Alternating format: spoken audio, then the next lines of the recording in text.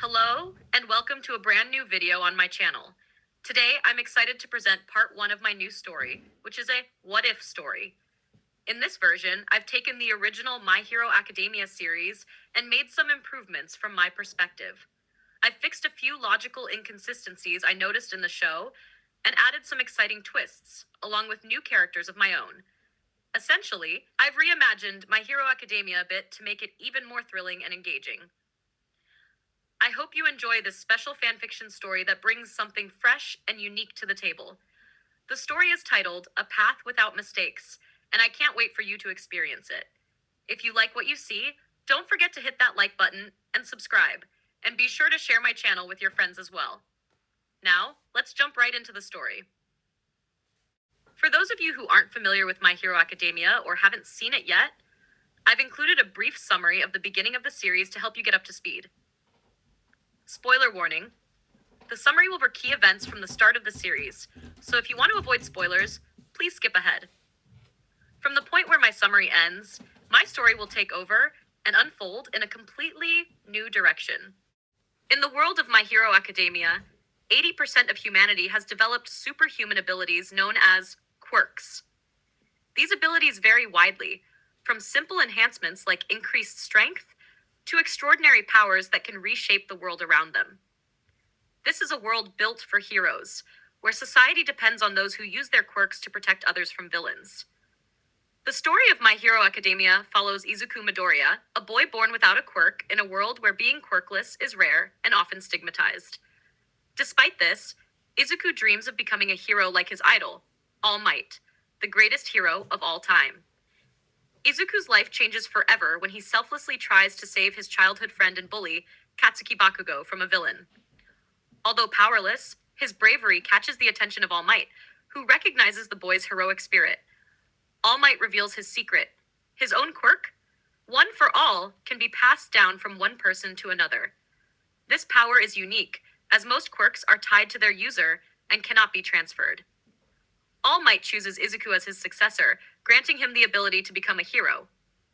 But One for All has a dark counterpart, All for One, a sinister quirk wielded by the story's main antagonist. All for One allows its user to steal quirks from others and use them as their own, making its wielder one of the most dangerous beings in history. This story takes place after Izuku's grueling 10 months of training under All Might to prepare his body to handle One for All. It begins as Izuku enters UA High School, the most prestigious hero academy, where he will face new challenges, build friendships, and take his first steps toward becoming the greatest hero. However, I want to be clear, this is not canon. The story I am writing is a work of fanfiction inspired by the world and characters of My Hero Academia. I am exploring my own take on Izuku's journey, introducing new characters, challenges, and dynamics while staying true to the heart of the original story. This is my interpretation, a tribute to a world I love, and a way to expand upon the themes and relationships that resonate with me.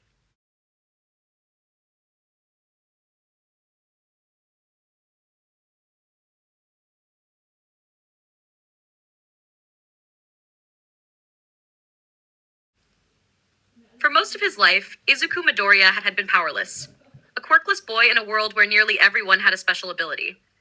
But everything changed the day he met All Might, the world's greatest hero. After proving his determination to save others, even at the cost of his own life, All Might entrusted Izuku with his incredible power, One for All. Over the following 6 months, Izuku worked tirelessly to prepare his body to inherit the quirk, training on the shores of Dagoba Beach. Every moment of sweat and pain brought him closer to his dream of becoming a hero. Now, the real challenge stood before him: the UA High School entrance exam. If he succeeded, he would officially be on the path to becoming a professional hero.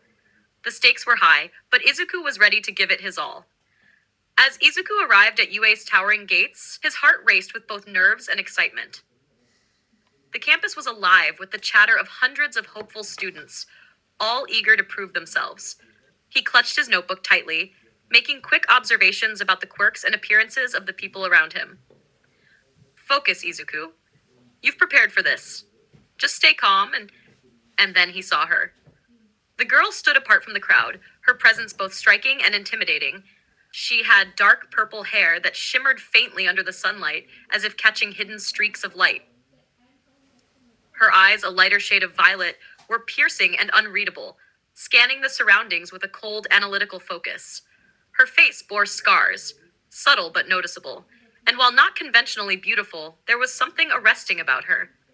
Her expression was stern, controlled, and radiated an air of quiet fury. She wore black leather clothing, tight-fitting but functional, which accentuated her athletic build. She wasn't overly bulky, but her defined muscles suggested rigorous training and discipline. She looked ready for battle, and there was something about her presence that reminded Izuku of Bakugo, except this girl's anger felt controlled, like a tightly coiled spring waiting to snap. Izuku found himself frozen for a moment, his mind spinning with curiosity and unease. Who is she? He thought.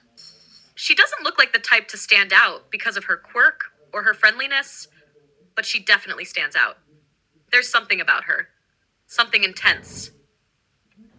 His gaze lingered a moment too long, and the girl's sharp eyes locked onto his. He flinched, suddenly feeling as if he'd been caught doing something wrong. Her glare wasn't exactly hostile, but it was clear she didn't appreciate the attention. Izuku quickly looked away, his heart thumping in his chest. Why does she feel so different? He wondered, clutching his notebook tighter. She looks like she's been through so much, but she's here, standing strong, just like me. Before he could gather the courage to approach her, Present Mike's booming voice interrupted his thoughts, signaling the start of the exam orientation. The crowd began to shift, and Izuku lost sight of the mysterious girl in the wave of students. Still, her image lingered in his mind as he walked toward the auditorium. Whoever she is, he thought, she's not someone I'll forget anytime soon. Izuku walked into the auditorium, his mind still buzzing from the brief encounter with the mysterious girl. He couldn't shake the image of her cold, controlled expression, the way her muscles rippled beneath her black leather clothes, the way her gaze made him feel like he was under scrutiny. She was clearly different from the other students, and a part of him wondered what her story was. The auditorium was filled with the usual hum of students talking amongst themselves, the excitement palpable as everyone awaited the start of the entrance exam. The large room was filled with rows of chairs, each seat occupied by a hopeful future hero. Izuku quickly found an empty spot and sat down, trying to focus on the presentation that was about to begin.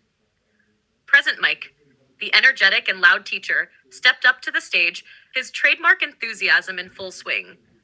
"Hello, UA entrants," he shouted, his voice booming across the auditorium. "Are you ready to become heroes?" The students erupted into cheers, though Izuku couldn't help but feel a knot in his stomach. This was it. The exam was finally happening. All right, calm down. Present Mike waved his hands, signaling for silence. Now, let me explain the details of the practical portion of the entrance exam. He clicked a button, and a large holographic screen appeared behind him, showing an array of robots. Listen up, folks. You'll be facing off against some different types of robots. There are 3 types in total. The 1-point robots, the 2-point robots, and the 3-point robots. Your goal is to score as many points as possible by defeating these robots.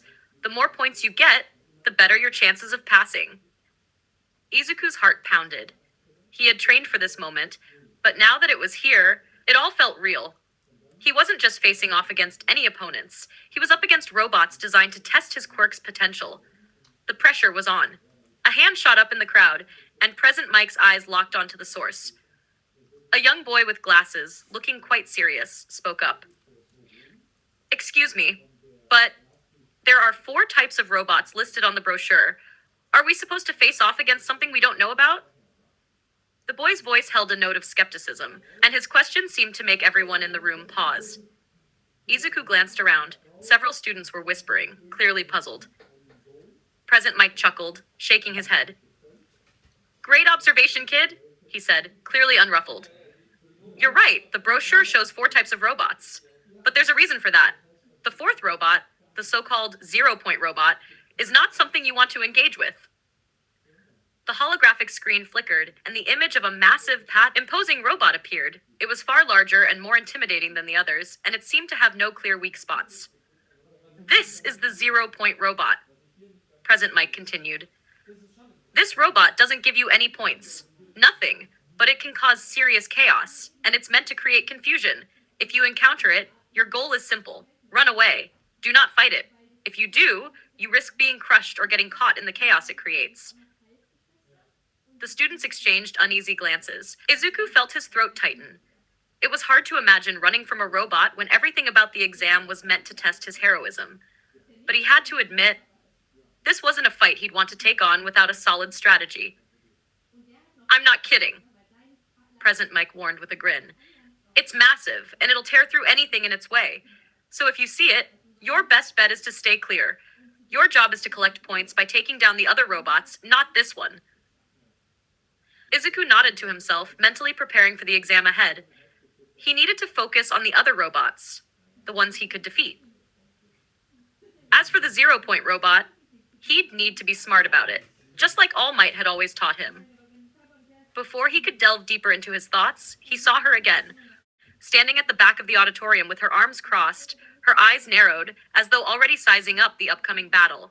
She doesn't look nervous at all, Izuku thought, his gaze lingering on her. She looks like she's been through worse than this. As the room settled and the atmosphere grew more intense, Rune stood near the back, her posture rigid and poised, as if she was already preparing for the chaos to come. Her eyes scanned the room, occasionally locking onto different students. Most were either nervously fidgeting or talking amongst themselves. But Rune remained silent, calm, and entirely unshaken. Her hand shot up, cutting through the noise of the other students like a blade. Present Mike, who had been addressing the crowd with his usual high energy, noticed her immediately. His sharp eyes caught the stillness of her presence, and he hesitated for a brief moment before pointing in her direction. Yo! You in the back! Present Mike called, his voice echoing with enthusiasm. Got a question? Rune stood up, her movements deliberate, the weight of her presence felt even from a distance. I'm Rune, she said, her voice low and unflinching. There was no need for introductions beyond the bare minimum. This girl didn't waste time. Will there be consequences if someone's afraid to use their own quirk? She asked, the question blunt and to the point, as if it was the most obvious thing to ask. Her eyes never left Present Mike, her gaze sharp, as if she were evaluating his every word. The room went silent. Students exchanged curious looks, some of them wondering if Rune had just asked something that was considered taboo. The atmosphere shifted slightly, becoming more serious. Present Mike's eyes narrowed, the usual cheer in his expression fading as he processed the question. Huh? Present Mike murmured, raising an eyebrow. Well, that's a pretty unique question. Not many ask that kind of thing, but let me think. Rune stood there, waiting for the answer, her face unreadable. She had asked a simple yet loaded question, one that likely came from deep personal experience. Look, Present Mike began, choosing his words carefully.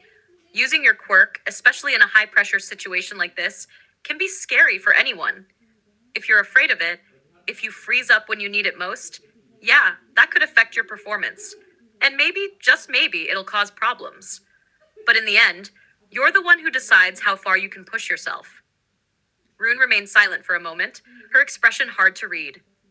Present Mike, sensing the weight behind her question, leaned in slightly, speaking with more sincerity than usual. Now, as for consequences. He paused. There are consequences in life for not facing your fears.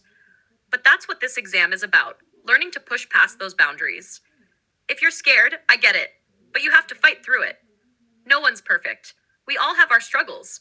But remember, being a hero isn't about having a perfect quirk. It's about how you use it when it counts. The words seemed to hang in the air for a moment, the students listening intently, some nodding in understanding.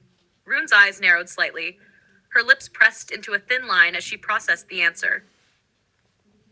It was clear that her past with her quirk had been tumultuous, and Present Mike's words weren't lost on her.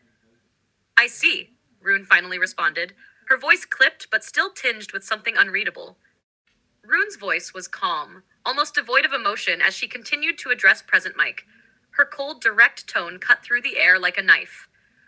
I'm not afraid to use my ability, she said, her eyes never leaving his. I fear what it does to the environment, the destruction it causes. There was a pause, and Rune's gaze flickered briefly around the room. She leaned forward just slightly, her words coming out like precise strikes. It's a special case. It should be tested separately. Present Mike, taken aback, raised an eyebrow, his usual energetic demeanor faltering for a moment. Before he could respond, Rune spoke again, this time more sharply. My power could kill everyone in this room. If I lose control, everyone dies. The silence that followed felt suffocating. Rune's words were stark, blunt, no embellishment, just the hard truth she wanted to convey. Her voice was like steel, unwavering and direct. I've been working for years to limit my ability, to control it. But if I unleash it now, it will kill everyone here. A heavy silence followed her statement. Present Mike blinked, clearly unsure how to process her words. Some of the students around them exchanged glances, their expressions mixed with doubt and unease. A few thought she was exaggerating, perhaps trying to intimidate or make an impression. But Present Mike's instincts, honed through years of experience, told him otherwise. There was an undeniable certainty in her tone, a cold truth that resonated with him. She wasn't lying. All right, Present Mike said, his voice quieter now, a hint of thoughtfulness behind it. If that's the case, we'll handle this differently. He paused, looking at Rune with a mixture of caution and respect. You can demonstrate your ability outside, away from the others. If it's really as dangerous as you say, then we'll make sure it's done separately. But we'll need to discuss it with the others first. Rune nodded curtly, accepting the terms. Her eyes seemed to soften ever so slightly, but only for a brief moment before the hard edge returned. Rune's voice was steady, but her words carried an unmistakable weight as she looked at Present Mike. I want to be a hero, she said simply, her gaze briefly dropping to her hands. But I will never, never put others in danger again. Her tone was sincere, almost painfully so, and as she stared at her hands, there was a faint tremor in her voice. I've already heard enough people, Present Mike, ever observant, caught something dark in her eyes. It wasn't just regret or guilt. It was something deeper, something almost suffocating. It was pain, but also something more sinister, like a shadow cast over her very being. For a fleeting moment, he thought he saw the cracks in her determination, as though the hope of becoming a hero was the last thread keeping her together. He tried to lighten the mood, though his voice lacked its usual energy. Well, I hope you're not joking, Rune, because this would be a pretty elaborate prank. Rune didn't respond immediately. Instead, she slipped off one of her black gloves, revealing a pale hand with faint scars along her fingers. Without a word, she pressed her hand against the wall beside her. The result was immediate. Cracks spidered out from where her palm touched the surface, running like veins through the sturdy material. With a loud snap, a portion of the wall began to crumble, and moments later, a chunk of the ceiling above fell to the ground with a deafening crash. Dust and debris filled the air. Rune quickly stepped back, pulling her glove back on as though she was trying to hide the damage she had caused. She gestured toward the broken wall and shattered ceiling, her voice as calm as ever. This is not a joke. If it were, it wouldn't have cost me so much. The weight of her words settled heavily over the room. Everyone stared at her, their expressions ranging from shock to fear. Present Mike, who had certainly not anticipated this kind of demonstration during his usual light-hearted presentations, nodded slowly, his usual bravado completely absent. All right, he said quietly, his voice filled with an unusual seriousness. I'll take care of this. He quickly divided the other students into groups, instructing them to head toward the testing halls where the villain robots were already prepared. As the students shuffled out, an announcement echoed through the halls, breaking the tense silence. Attention! Due to unforeseen circumstances, the start of the practical exam will be delayed by 30 minutes. The voice was unmistakable. All Might himself. A faint crackle followed as he turned off the microphone. In the control room, All Might stood with Present Mike, Principal Nezu, and Midnight. His usually bright and confident face was shadowed with concern. He turned toward Present Mike, his brows furrowed. What's going on? He asked. Who is this unique student? Before Present Mike could answer, the door opened, and Rune stepped in. Her presence seemed to darken the room, a quiet tension settling over the teachers. Present Mike hesitated before explaining, recounting how Rune had destroyed a section of the ceiling with just a touch, and how she had expressed her fear of losing control of her power. She's the adopted daughter of a local millionaire, Present Mike added, glancing toward Rune. But before that, she was a refugee for several years. Rune remained silent, her face unreadable. Then, almost as if sensing their unease, she spoke. It's fine. I don't mind explaining. Her words were slow, deliberate, and every one of them felt like a blow. My quirk is destruction, she said flatly. I've killed hundreds of people by accident, entire neighborhoods. She paused, her voice lowering. Gone. Because of me. The room fell into a stunned silence. Midnight's eyes widened, her usual sultry demeanor replaced with a mix of shock and pity. Nezu's ears twitched, his analytical mind racing to comprehend the weight of her confession. I don't want to hurt anyone anymore, Rune continued, her voice steady but laced with quiet anguish. If I can't atone for my sins, then... She lifted her gloved hand toward her own face, but stopped before completing the motion. Present Mike froze as he realized what she was implying. All Might, ever perceptive of others' emotions, stepped forward. He saw the pain in her eyes, the darkness that clung to her like a shroud. It wasn't just guilt, it was despair. The kind of despair that came from believing there was no way out, no redemption. Before she could move further, All Might grabbed her hand, holding it firmly in his own. His grip was strong, but his expression was soft, almost fatherly. That's enough, he said, his deep voice filled with compassion. You're here because you want to be a hero, and that means you've already taken the first step toward redemption. Whatever darkness you're carrying, you don't have to carry it alone. Rune's eyes widened slightly, surprised by his words. The other teachers exchanged glances, their reactions mixed. Midnight seemed unsure, her usual confidence shaken. Principal Nezu, however, nodded, his small frame radiating quiet resolve. Her power is dangerous, Nezu finally said, his tone calm but firm, but so are all of our students' powers in their own ways. It's our job to teach her control. Agreed, Midnight said, her voice softening. If she's willing to learn, we owe her that chance. Present Mike, still shaken, nodded as well. Yeah, she's got potential. If anyone can handle this, it's the UA. All Might turned back to Rune, still holding her hand. You don't have to prove anything else right now, but I believe in you, Rune. Let's take this one step at a time. Rune looked at him for a long moment before finally nodding. For the first time, there was a flicker of something in her eyes, a spark of hope amidst the darkness. Rune stood still, her gaze fixed on All Might, her voice trembling as she spoke. Do you see me as a villain too, like the others do? All the lives I've destroyed, all the darkness I carry. Her words hung in the air, heavy and sharp. She lowered her head, her hands trembling at her sides. They want to kill me, she continued, her voice breaking. And I wouldn't blame them. I wouldn't fight it. I've earned it. But if they do, if you do... She lifted her eyes to meet his, filled with a mixture of fear and resignation. Please, just make it quick. Don't let it hurt. I don't want to feel pain again, and I don't want anyone else to suffer because of me. Her words struck the room like a thunderclap, the weight of her pain settling over everyone present. For a moment, no one spoke. Even All Might seemed at a loss for words, his usual confidence wavering in the face of such raw emotion. A single tear rolled down Rune's cheek, tracing a path across her pale skin. Her voice wavered as she looked back at All Might. Aren't you afraid? She asked, her tone raw and broken. Afraid that I'll kill you, just like the others? She clenched her gloved hands tightly, trying to maintain her composure, but the weight of her emotions was too much. Her facade cracked, and she broke down, sobbing uncontrollably. I never wanted this. I never wanted to destroy all those lives. She cried, her voice barely above a whisper. All Might didn't hesitate. He wrapped his strong arms around her, holding her gently but firmly, like a protective shield. Rune stiffened at first, her body trembling as though even his embrace was too much. Her gloved hands hovered awkwardly, refusing to touch him out of fear. Tears streamed down her face, her breath hitching as she let herself cry in the safety of his arms. For a fleeting moment, as her tears continued to fall, the corners of her lips curved into the faintest of smiles, a smile so subtle that no one in the room noticed.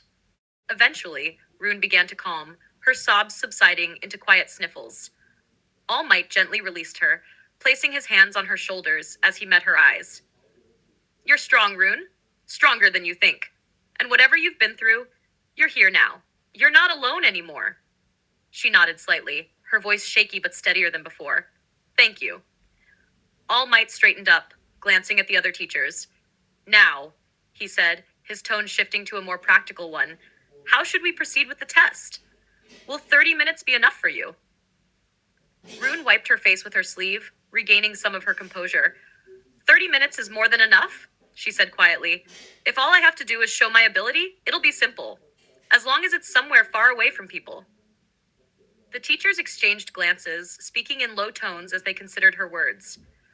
Principal Nezu finally nodded. There's an old landfill on the outskirts of the city, he said. It's been abandoned for years. It's far from any residential areas, and it should suffice for her demonstration. Perfect, Present Mike added. We'll make sure no one is in the vicinity, and we'll have a secure perimeter. It took some time, closer to an hour, to finalize the arrangements. Meanwhile, the other students began their entrance exams, with representatives of the hero faculty observing their progress. What if All for One had logical thinking? Video 1, page 7. The rhythmic thrum of the helicopter blades echoed through the air as Rune sat quietly, her gaze fixed on the horizon. The secured scrapyard loomed ahead, vast and empty, a desolate place chosen to contain the demonstration of her power. She clutched her gloved hands together, trying to steady the tremor that coursed through her body. The pilot's voice crackled through the radio, confirming that multiple sweeps had verified the area was clear. No life forms detected. Nothing but debris and rust. As the helicopter landed, several pro-heroes stood at a distance, observing the scene. Rune stepped out, her boots crunching against the gravel, her face a mask of determination despite the turmoil in her chest. Her heart pounded in her ears as she approached the center of the scrapyard. She could feel their eyes on her, analyzing, judging. Taking a deep breath, she knelt and removed one glove. Her bare hand hovered above the ground, trembling slightly. When her fingers touched the earth, black and white lightning sparked to life, dancing around her hand like serpents. The energy crackled loudly, a warning of the storm to come. Rune's pulse quickened as the power surged through her, untamed and wild. Suddenly, the ground began to fracture beneath her hand, jagged cracks racing outward in all directions. For a moment, there was silence. And then, the world erupted. A deafening shockwave exploded outward, radiating destruction in every direction. The air itself seemed to age and decay. Everything within a 100-meter radius began to wither and crumble, collapsing into dust in an instant. Scrap metal dissolved midair, breaking apart as if consumed by invisible fire. The shockwave carried black lightning within it, spiraling outwards with devastating precision. Rune's eyes widened as she felt the destruction spread far too quickly. She pulled her hand away, and instantly, the chaos stopped. The shockwave dissipated, the black lightning flickered out, and the destruction ceased. She stared at the barren wasteland she had created, her chest heaving. What had been a scrapyard seconds ago was now a gray expanse of dust and ash. Turning to the pro-heroes observing her, Rune's voice was calm, but the tremor in her hands betrayed her. This should be enough, she said, slipping her glove back on. Her face was stoic, but deep down, her heart ached with the weight of her power. The helicopter blades roared above the desolate scrapyard as Rune stepped back toward the aircraft. Dust swirled around her feet, remnants of the devastation she had left behind. The pilot, a wiry man with a firm grip on the controls, appeared uneasy as his gaze darted toward her. His knuckles whitened slightly as Rune climbed aboard, her presence looming like a dark shadow. She buckled herself in, her eyes cold and piercing as they fixed on him. After a moment of tense silence, she spoke in a low, sardonic tone. "Are you afraid of me now?" she asked, her voice cutting through the whirring of the rotors. "Do you want to kill me too, like the others?" The pilot stiffened, but managed a forced smile. He had been briefed on her fragile mental state and knew better than to provoke her. His words were careful, deliberate, though there was an edge of strain in his voice. "Miss Rune, you don't need to worry about that," he said. "You're here because people see something valuable in you. Nobody's here to hurt you. I'm just doing my job, flying you safely back." Rune tilted her head slightly, as if analyzing his response, but said nothing further. The tension remained thick, but the pilot maintained his composed demeanor. As the helicopter lifted off, carrying her away from the wasteland she had created, Rune leaned back in her seat, closing her eyes briefly. The rhythmic sound of the blades drummed in her ears, but her mind was elsewhere, buried beneath the weight of her memories and the fear she sensed in everyone around her. Back at UA High, All Might and the staff delved deeper into Rune's background. While his primary focus remained on Izuku Midoriya, the young man he had chosen as his successor, Rune's arrival intrigued him. Her immense, destructive power and the weight of her tragic aura demanded their attention. Through meticulous research and a phone call to Victor Green, Rune's adoptive father, the staff began piecing together her story. Victor, a soft-spoken man in his mid-40s, had adopted Rune years ago, but admitted he had limited knowledge about her origins at the time. Victor shared what he had uncovered through his own investigations. Rune's biological mother, Tomoko, was a Japanese woman with the quirk reconstruction. This ability allowed her to restore objects to a state she deemed intact, though it had no effect on living organisms. Tomoko had fallen in love with an American man during her travels, and the two eventually married and settled in the United States. Her father's quirk, reversal, was potent but highly specialized.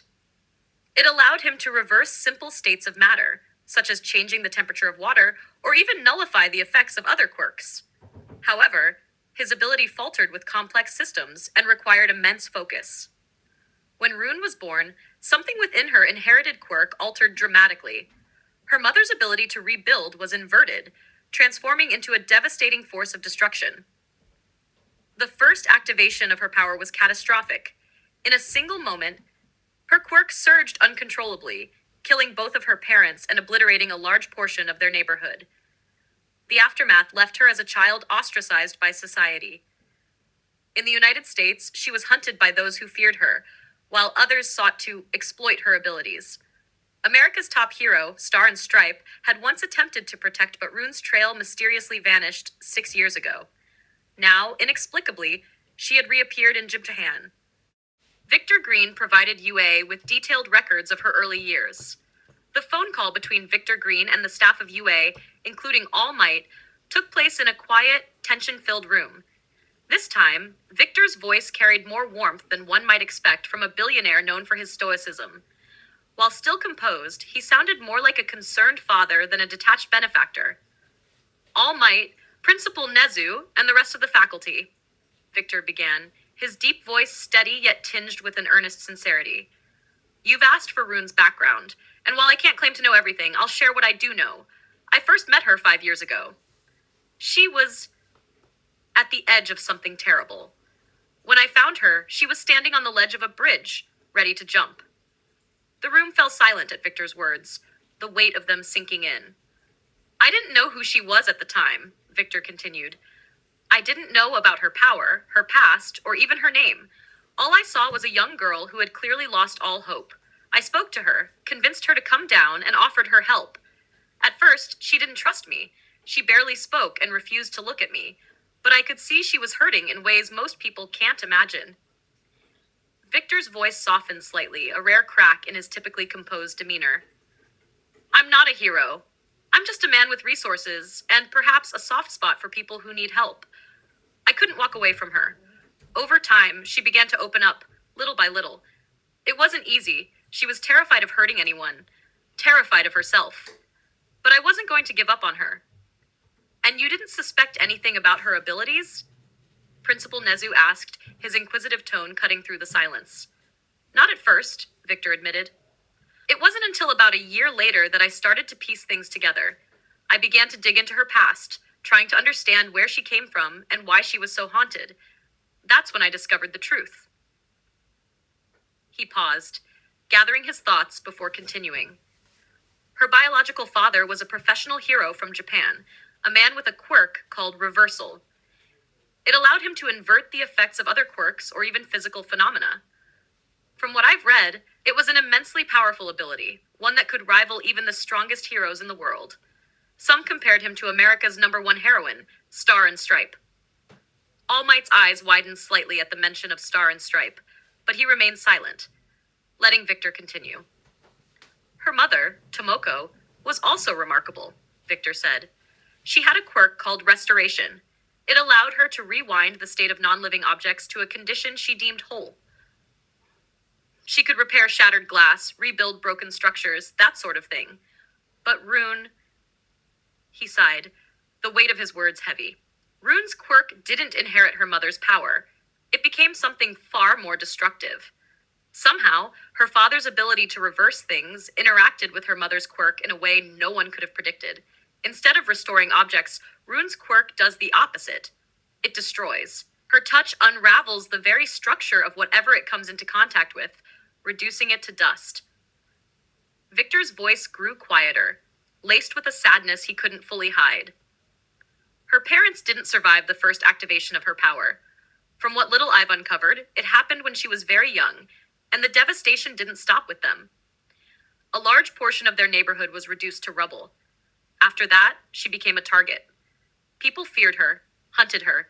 Even the heroes didn't know what to do with her. Star and Stripe tried to protect her, but she disappeared before anyone could help her properly.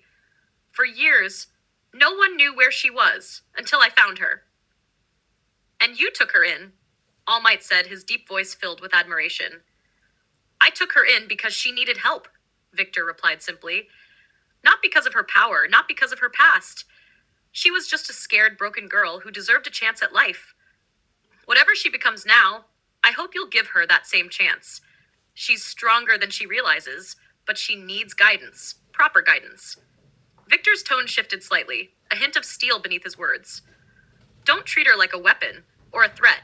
Treat her like the person she is. She's been through enough already. The call ended, leaving the UA staff deep in thought. Rune's past was a tragedy, but her future was still unwritten. It was up to them to ensure that future was brighter than the darkness she had endured. As Rune was being cared for at the UA facility, miles away in Deku's modest home, he noticed an envelope resting on his desk. Curious, he opened it to find a small button-like device with a few tiny holes. Placing it carefully on the table, the device lit up, projecting a hologram that formed a flat rectangular screen in midair. To Deku's shock, the screen displayed All Might, larger than life, smiling his usual brilliant smile. All Might? Deku gasped, leaning closer to the hologram. All greetings, young Midoriya. All Might's voice boomed, lively and confident as ever. Deku's heart skipped a beat at hearing the hero address him directly. First of all, congratulations! You passed the entrance exam for UA's hero course. What? Deku exclaimed. But I didn't earn enough points. All Might raised a hand, silencing him with a reassuring look. Ah, but you did earn something far more important than just combat points. You received rescue points. Your selfless acts of heroism, your determination to save others, even at great risk to yourself, exemplify the true spirit of a hero. And for that, you've been accepted. Tears welled up in Deku's eyes as his chest swelled with pride and relief. I really did it! I'm going to UA. That's right, my boy. All Might's grin widened. And here's another surprise. I'll be your new teacher in the hero course. Deku's jaw dropped. You're gonna teach at UA? I can't believe this. This is amazing. All Might chuckled heartily at Deku's reaction. I'm looking forward to seeing you grow into the hero I know you can be. But young Midoriya, there's one more thing I need to address. Deku nodded, his heart still racing with excitement. What is it, All Might? All Might's tone grew more serious, though his smile didn't waver. I'm sure you remember the young lady who identified herself as Rune. She left quite an impression, didn't she? Deku's expression shifted, his thoughts flashing back to the entrance exam. He vividly remembered Rune placing her hand against the wall and, within moments, watching a section of the wall and ceiling disintegrate into dust. The sheer destructive power of her quirk had sent shivers down his spine. Yes, Deku admitted hesitantly. Her quirk. It's terrifying. She destroyed that part of the building so easily. Is she dangerous? All Might's eyes narrowed slightly, though his voice remained calm. That's a question we're still working to answer, young Midoriya. Rune's abilities are indeed powerful, but power alone doesn't determine whether someone is good or evil. It's their choices that matter. She's a complex case, one we're monitoring closely. For now, focus on your training and studies. Let the teachers handle Rune. Deku nodded, still unsure how to feel about the enigmatic girl with the destructive quirk. I understand, All Might. I'll do my best. I know you will, my boy, All Might said warmly. Now, get some rest. You'll need it for the challenges ahead. With that, the hologram flickered off, leaving Deku staring at the now dark button on his desk. A mixture of joy and unease filled his heart. He had passed the entrance exam and would be attending UA under the guidance of his idol. But the lingering image of Rune's devastating power weighed heavily on his mind.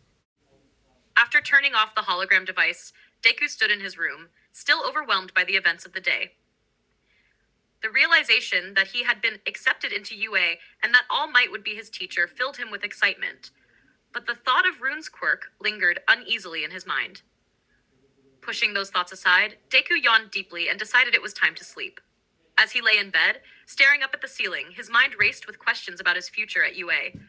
Who would his classmates be? What challenges would he face? And how could he make All Might proud? Eventually, exhaustion overcame him, and he drifted off into a deep sleep. The next morning, sunlight streamed through the window, casting warm beams onto Deku's face. He groaned and turned over, reluctant to leave the comfort of his bed. A glance at the clock jolted him upright. "Ah, I overslept!" he exclaimed, scrambling out of bed. In a rush, Deku quickly dressed in his usual green tracksuit and ran downstairs to the dining room. The aroma of freshly cooked food greeted him as he entered. His mother, Inko Midoriya, was standing by the stove, her plump figure framed by an apron covered in floral patterns. She turned to him with a warm smile. "Good morning, Izuku. I made your favorite, pasta with Parmesan sauce," she said, placing a steaming bowl on the table. Deku's mouth watered at the sight of the creamy sauce coating the noodles. He sat down eagerly and took his first bite. The taste was heavenly, rich and savory, with the perfect balance of the sharpness from the Parmesan and the smoothness of the cream. The noodles were tender, each bite melting in his mouth. "This is amazing, Mom," Deku said between bites, his eyes lighting up. "You always make the best food." Inko chuckled softly, sitting down across from him. "I'm glad you like it, dear. You need your energy for all that training you've been doing lately." Deku nodded enthusiastically, swallowing another mouthful of pasta. "I'm going to train even harder today. I still can't believe I got into UA." Inko's face beamed with pride, her eyes misting slightly. "I'm so proud of you, Izuku. You've worked so hard to get here. I always knew you had it in you." "Thanks, Mom," Deku said, smiling back at her. "I just hope I can keep up with everyone else. I wonder what my new classmates will be like. Do you think they'll be nice?" "I'm sure they will," Inko said reassuringly. "UA is a school for heroes, after all. You'll make plenty of friends there, I just know it." "I hope so," Deku said, his expression growing thoughtful. "I want to prove to them, and to myself, that I can be a hero too." "You already are, Izuku," Inko said, reaching across the table to squeeze his hand gently. "Just remember to be yourself." Deku nodded, finishing the last of his pasta. "Thanks, Mom," Deku said, smiling back at her. "I just hope I can keep up with everyone else. I wonder what my new classmates will be like. Do you think they'll be nice?" "I'm sure they will," Inko said reassuringly. "UA is a school for heroes, after all. You'll make plenty of friends there, I just know it." "I hope so," Deku said, his expression growing thoughtful. "I want to prove to them, and to myself, that I can be a hero too." "You already are, Izuku," Inko said, reaching across the table to squeeze his hand gently. "Just remember to be yourself." Deku nodded, finishing the last of his pasta. "Thanks, Mom. I'm going to head out to train now. I'll be back later." Inko waved him off with a smile as he grabbed his bag and left the house. A short while later, Deku arrived at Dagoba Municipal Beach, the place where he had spent months training under All Might to prepare for the entrance exam. The once cluttered, trash-filled shore was now pristine, thanks to his relentless efforts. Standing at the edge of the water, he took a deep breath, letting the salty sea air fill his lungs. "Well, young Midoriya," a familiar voice called out behind him, "Hier ist die überarbeitete Version." What if All Might had logical thinking? Video 1, page 12. As Deku and All Might stood on the pristine beach, the sound of waves gently crashing in the background, All Might crossed his arms and gave Deku an appraising look. "Well, young Midoriya," All Might began, his booming voice filled with warmth. "Before we dive into today's training, there's something important I need to talk to you about. Your performance in the entrance exam." Deku's heart raced at the mention of the exam. He swallowed nervously, his mind flashing back to the chaos of the practical test. Did I do okay? I mean, I got rescue points, but All Might held up a hand to stop him. You did more than okay, my boy. You showed the heart of a true hero. Let me break it down for you. Deku's eyes widened as All Might continued. You see, the entrance exam isn't just about destroying robots or showcasing brute strength. UA values something far greater, your ability to save others. When you rushed in to save that girl, even though you had nothing to gain, you demonstrated the essence of heroism. That's why you were awarded rescue points. Deku's face lit up with relief and pride. So I didn't just barely pass? All Might chuckled and placed a hand on Deku's shoulder. No, young Midoriya, you passed with flying colors where it truly matters. However, his tone grew more serious. There's still a lot of work to be done. Let's talk about your quirk. Deku straightened up, listening intently. One for All is an incredibly powerful ability, but your body isn't ready to handle its full potential yet. Think of your body as a glass, All Might explained Ted, miming the shape of a glass with his hands. Right now, it's filled to the brim. If you try to pour too much into it, or use all of your power at once, it overflows and the glass shatters.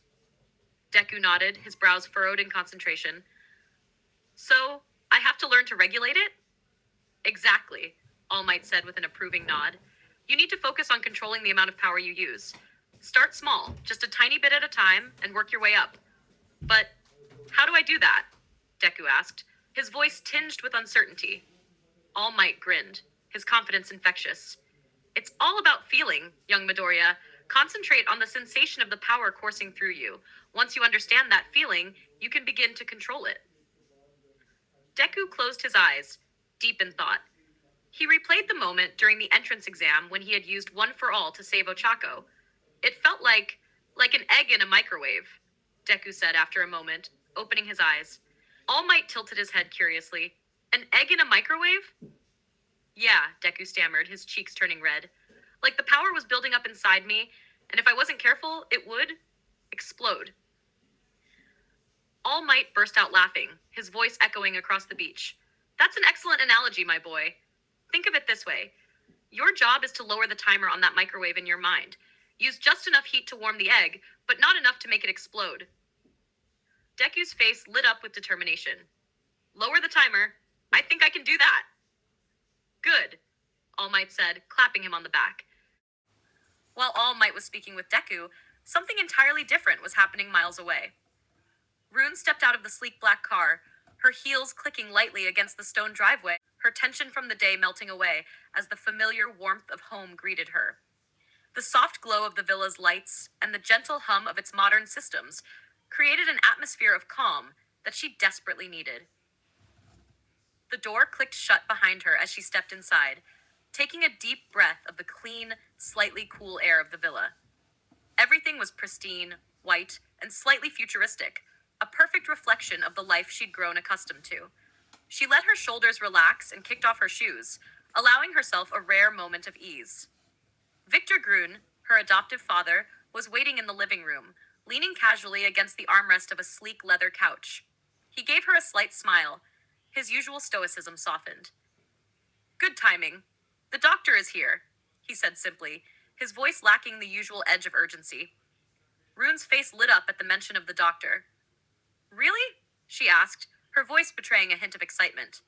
It wasn't often she had visitors she genuinely looked forward to seeing, but Dr. Kyudai Garaki was different. Victor nodded and gestured toward the hallway leading to the basement. He's waiting for you downstairs. Rune quickly made her way to the basement, her footsteps light and eager. The descent felt oddly comforting, the familiarity of the space erasing any lingering stress.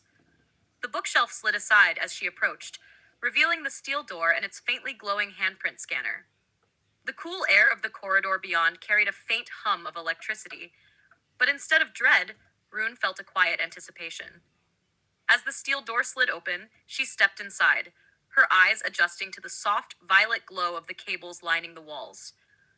The descent into the hidden lab was smooth, the faint hum of machinery almost welcoming.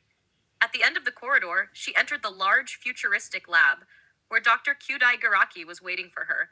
The doctor doctor turned to her with a broad smile, his glasses catching the light of the monitors behind him. Rune, it's so good to see you, he said warmly, spreading his arms in greeting. Doctor, Rune replied, smiling brightly as she approached him. It's been a while. I hope you've got something exciting to show me. Dr. Garaki chuckled, clearly pleased by her enthusiasm. Oh, you know I do, he said, his tone playful but brimming with anticipation. What I've been working on, well, it's something truly remarkable. It's not just for you. It's something that plays a critical role for me, you, and my old friend and master. Recently, there have been surprising breakthroughs in its development. The soft hum of machinery and the glow of violet lights accompanied their movement. They stopped in front of a large reinforced glass case, behind which sat a small cylindrical container. Inside, an orange-yellow liquid shimmered faintly, as though it pulsed with its own light. The container was secured tightly, surrounded by numerous protective mechanisms, with a faint blue energy shield flickering over the surface of the glass. Do you see this? Dr. Garaki asked, his voice filled with both pride and excitement. He gestured toward the liquid with a sweeping motion of his hand. This is something truly groundbreaking. Rune stared at the container, her curiosity burning. What is it? She asked, leaning closer to inspect the fluid. The doctor grinned, his expression one of pure satisfaction. This, he said, placing his hands behind his back, is a quirk. A quirk I've created entirely from scratch. The first of its kind, a synthetic quirk. Rune's eyes widened. You made this? How is that even possible? It's an incredibly difficult process, Dr. Garaki admitted, his tone dropping to one of reverence for his own work. Years of research, countless failures, and only now have I managed to achieve it. But this is not just any quirk. This is something entirely new, something that has never existed in nature. Rune's heart raced as she absorbed his words. What does it do? She asked, her voice barely above a whisper. Dr. Garaki chuckled softly and adjusted his glasses. Do you really want to know? He teased, his excitement building. Rune nodded, her eyes fixed on the glowing liquid. With a flourish, the doctor turned back to the container. This quirk, he began, grants immortality. Rune's jaw dropped in shock. Immortality? She echoed, her voice laced with disbelief. Not in the way you're imagining, Dr. Garaki said quickly, holding up a hand to temper her reaction. This is not absolute immortality. It doesn't make you incapable of dying. What it does is far more nuanced and far more powerful. He paused for dramatic effect before continuing. This quirk allows the user to completely control their aging process. They can stop aging entirely, reverse it, or even accelerate it at will. It's not immortality in the traditional sense, but rather mastery over time itself, at least in terms of one's biological clock. Rune's eyes remained locked on the container, her mind racing. You're saying someone with this quirk could decide how old they want to be? Forever? Precisely, the doctor replied, his grin widening.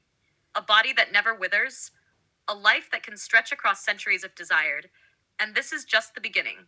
Imagine the possibilities. Rune's awe turned to curiosity. Why show this to me? She asked softly, glancing back at him. Dr. Garaki's smile faded slightly, replaced by a more serious expression. Because this breakthrough doesn't just affect me, he said. It involves you and my master. Together, we are on the brink of rewriting history. Rune crossed her arms, her sharp gaze fixed on the glowing container. How exactly did you create this quirk? And what's the catch? Something like this can't be perfect. Dr. Kyudai Garaki chuckled, his shoulders shaking slightly. You truly are as clever as ever, Rune.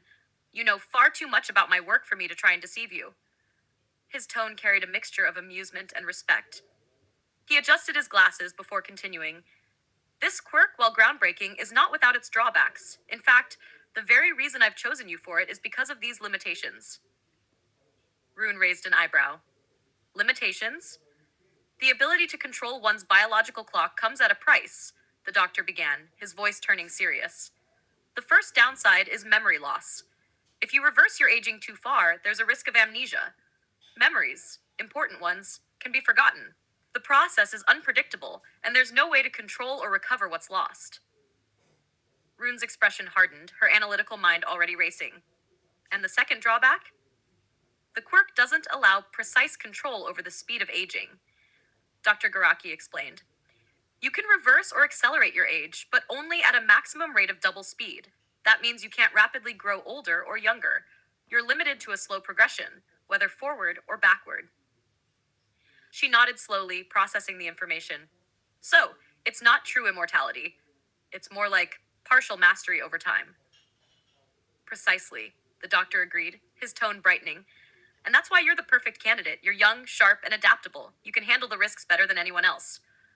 Rune's curiosity hadn't waned. But how did you even create something like this? Synthesizing a quirk from scratch? That's monumental. Dr. Garaki's grin returned as he launched into his explanation. It all started with years of analyzing existing quirks and their hereditary patterns.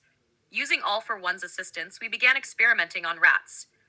We implanted quirks into them and allowed them to reproduce, studying how the traits were passed down and modified over generations. This process alone took years, as we had to genetically modify the rats to be compatible with quirks. Rune nodded. She already knew this part. And after that, once we successfully modified their offspring, we were able to map the evolutionary pathways of quirks, Dr. Garaki continued, his voice filled with pride. This gave us the foundation to artificially replicate the process, guiding the evolution of a quirk to produce specific traits. It was a painstaking endeavor, but with All for One's resources, we made it work. Rune narrowed her eyes slightly. That's not all, is it? There's more to this. Dr. Garaki chuckled again, clearly impressed by her insight. You're right, Rune. There's one more piece to the puzzle. In the last few months, All for One's own quirk has undergone an unexpected evolution. Through constant experimentation with the rats, his ability to steal quirks has transformed. He can now combine quirks. Rune's eyes widened at the revelation. Combine them? Like, create entirely new abilities? Exactly, the doctor confirmed, his voice brimming with excitement. The process is unpredictable, of course. The resulting quirks are often chaotic and volatile, but they represent a new frontier of possibility. It was this evolution in All for One's power that inspired me to take the final steps in creating this synthetic quirk. Rune was quiet for a moment, her thoughts racing. And you're saying all of this traces back to me? Dr. Garaki's expression softened slightly, his tone almost reverent. Yes, Rune, without your influence on All for One, on your adoptive father, none of this would have been possible. You drew his attention away from his obsession with All Might and One for All, and through your ideas and brilliance, you changed his perspective. Because of you, he was able to expand his vision, to see beyond simple power struggles.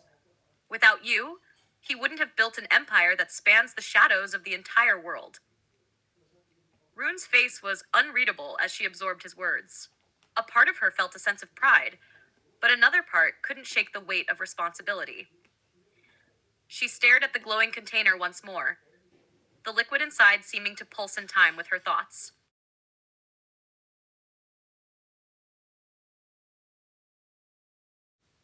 And that's it for today's video. This was truly a special story. A fan fiction, to be exact. A completely original story set in an already existing world. I hope you enjoyed it. If you like this unique tale, don't forget to give it a thumbs up and subscribe to the channel. Following me means you won't miss out on more stories like this in the future. If you want to hear more fan fictions like this, let me know in the comments below. By subscribing, you'll also get access to more of my fan fiction content and plenty of other exciting videos. If you click on the left side of the screen, you'll be directed to my latest upload. And if you click on the right, you'll be taken to the playlist for all my fan fiction stories. I hope you had fun listening to this story, and I can't wait to see you in the next video. Until then, take care and goodbye.